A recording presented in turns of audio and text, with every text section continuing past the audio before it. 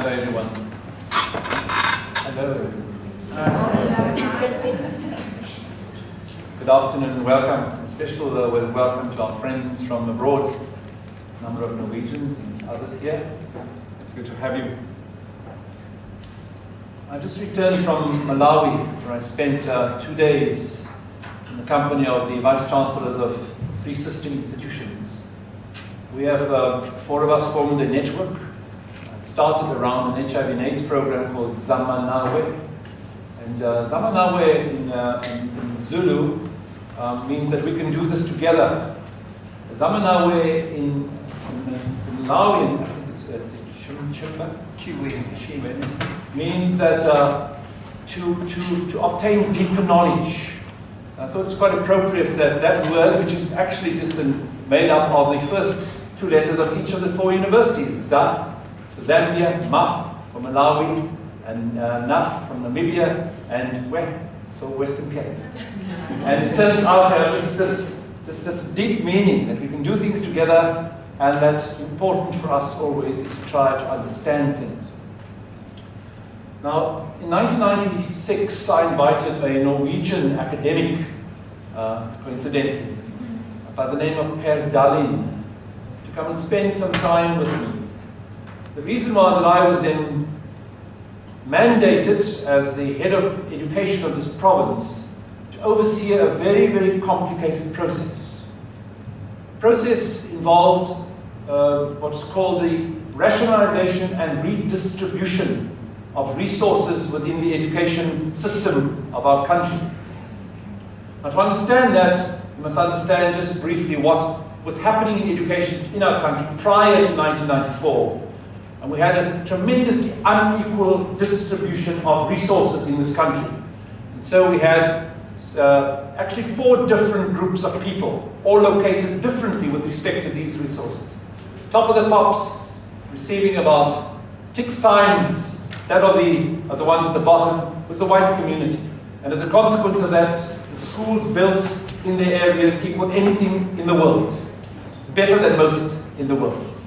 And then there were 2 other groups as classified by the apartheid government, one classified colored and the other one classified Indian, who also had a dispensation that was slightly more favorable than the dispensation to the majority of South Africans, of course, who classified African and black.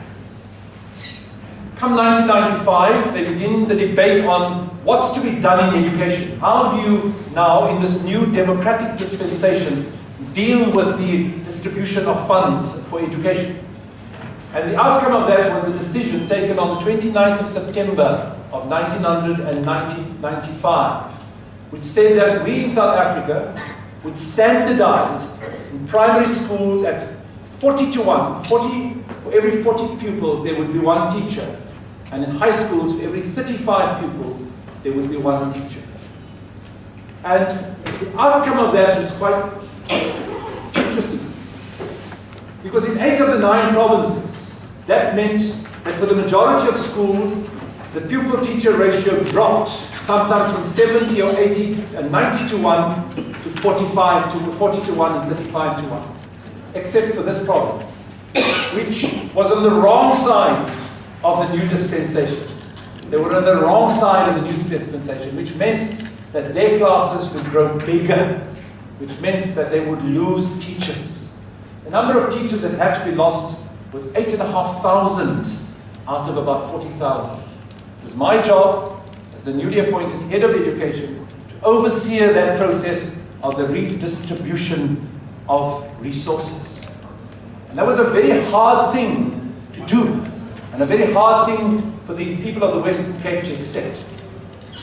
And I was also worried about what was happening in the schools themselves.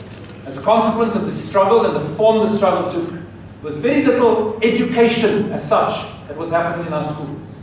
And so I sought one of the people recognized throughout the world as a luminary, big brain, with respect to large systems development. Worked in 30 different countries on the development of those systems with respect to education, Per Dallin. And I asked him to come and work with me to give me a sense of what was possible.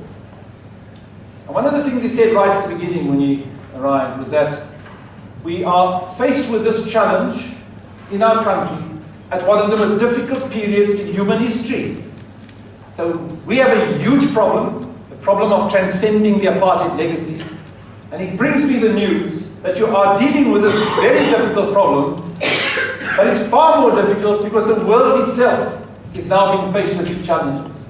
And he outlined 10 of those challenges, which he said will challenge the human species like nothing else ever before. That it will have us face our assumptions and contest with them as never before.